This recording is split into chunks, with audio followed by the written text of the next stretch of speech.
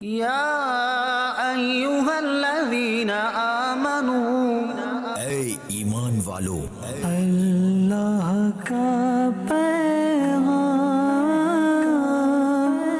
مومنوں کے نام۔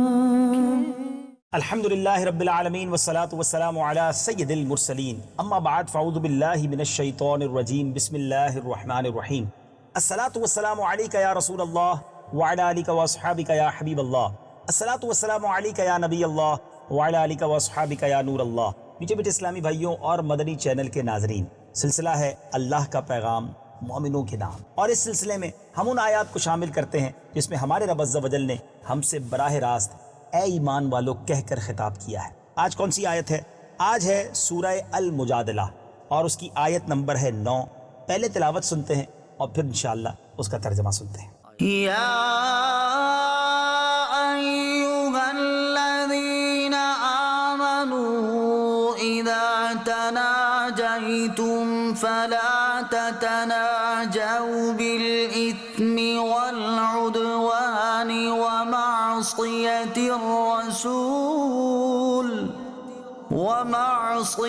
الرسول وتناجوا بالبر والتقوى واتقوا اللہ الذی الیہ تحشرون۔ ترجمہ کنز العرفان۔ اے ایمان والو، جب تم آپس میں مشورہ کرو تو گناہ اور حد سے بڑھنے اور رسول کی نافرمانی کا مشورہ نہ کرو، اور نیکی اور پرہیزگاری کا مشورہ کرو، اور اس اللہ سے ڈرو جس کی طرف تمہیں اکٹھا کیا جائے گا۔ یا ایہا الذین آمنوا اذا تناجیتم، اے ایمان والو جب تم آپس میں مشورہ کرو۔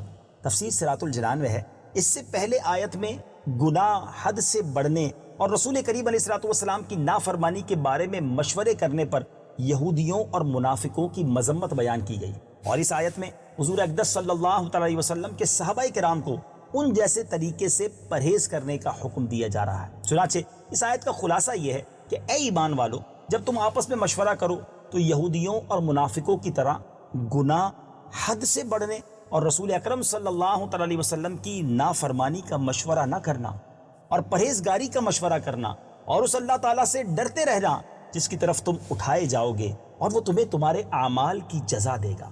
بعض مفسرین کے نزدیک اس آیت میں منافقوں سے خطاب ہے، اور آیت کا معنی یہ ہے کہ اے اپنی زبان سے ایمان لانے والو، جب تم آپس میں مشورہ کرو تو گناہ، حد سے بڑھنے اور رسول کریم علیہ الصلوۃ والسلام کی نافرمانی کا مشورہ نہ کرو، بلکہ نیکی اور پرہیزگاری کا مشورہ کرو، اور اس اللہ تعالیٰ سے ڈرو جس کی طرف تم حساب کے لیے اٹھائے جاؤ گے تو وہ تمہیں تمہارے مشوروں کی جزا دے گا۔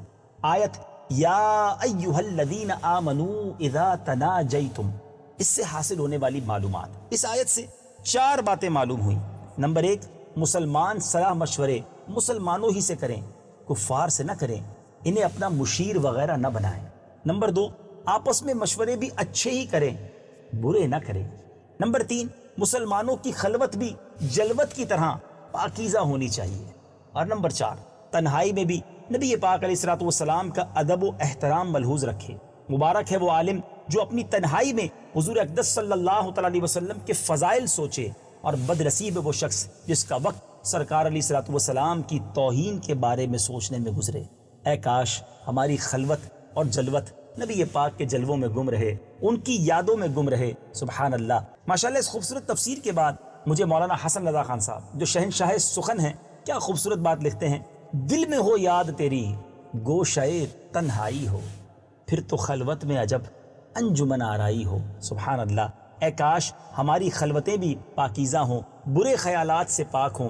اور کیا خوبصورت اس آیت میں مشورے کا ہمیں بیان کیا گیا۔ مشورے کے بارے میں کتنے پیارے مدنی پھول ملے، کن لوگوں سے مشورہ کرنا ہے، کیسے مشورے کرنے ہیں۔ اے کاش ہمیں ایسے دوست میسر آ جائیں کہ جب ہم ان کے ساتھ بیٹھیں تو نیکیوں بھرے مشورے ہوں، گناہوں بھرے مشورے نہ ہوں۔ نیکیاں کیسے کرنی ہیں اور اچھے کام کیسے کرنے ہیں، اس پر مشورے ملیں۔ الحمدللہ آج کے دور میں دعوت اسلامی کا مدنی ماحول ہے، جہاں ایسے رفقا، ایسے اسلامی بھائی میسر ہیں کہ جب ان کے ساتھ بیٹھتے ہیں تو نیکیوں کا جذبہ بڑھتا ہے، گناہوں سے توبہ کرنے کا ذہن بنتا ہے۔ ایک بہت نیک انسان کو جب انسان دیکھتا ہے تو اس کا بھی جی چاہتا ہے کہ میں بھی نیکی کی طرف راغب ہو جاؤں۔